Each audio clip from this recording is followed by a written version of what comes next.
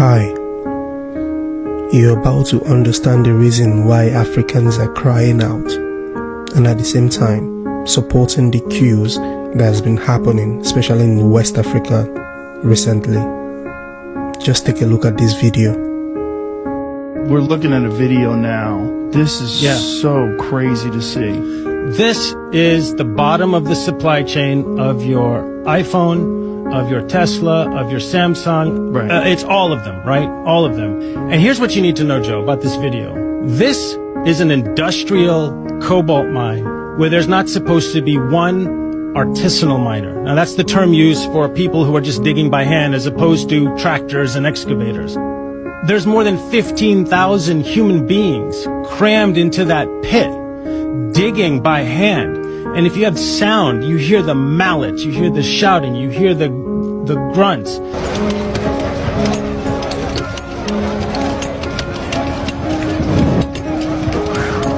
Thousands of individuals clanking away for $1 or $2 a day, okay?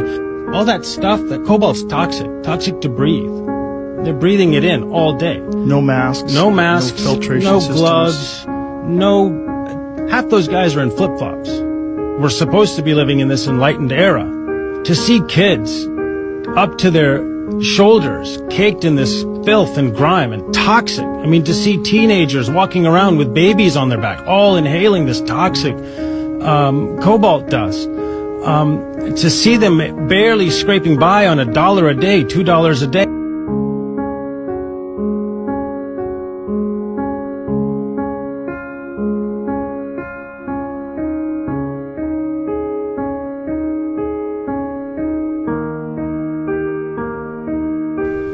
Take a look at what's going on here in Congo. This is the mining of gold, where people pass through stress to extract this gold and send them to the Western world. And if they eventually manage to get a good leader who has the dream and passion to develop Africa and bring in industrialization, they would set him up and eliminate him so that the status quo will still remain.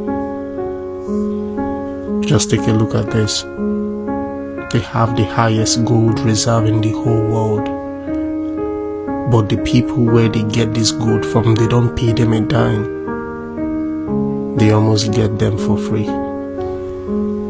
And whenever these people eventually succeed in getting a good leader, they set the good leaders up, eliminate them, and install their own puppets who would respond to what they want. So these people keep suffering year in, year out. So when you see Africans reacting, supporting the queue, do not blame them, because they've really been through a lot. Do not judge them, because you've got no idea what they are passing through. It's ironical that you have a continent with the best natural resources of any others as of today, but they are being exploited for the sustenance of those who enslaved us and continue exploiting us, rather than being exploited for our own emancipation. Why?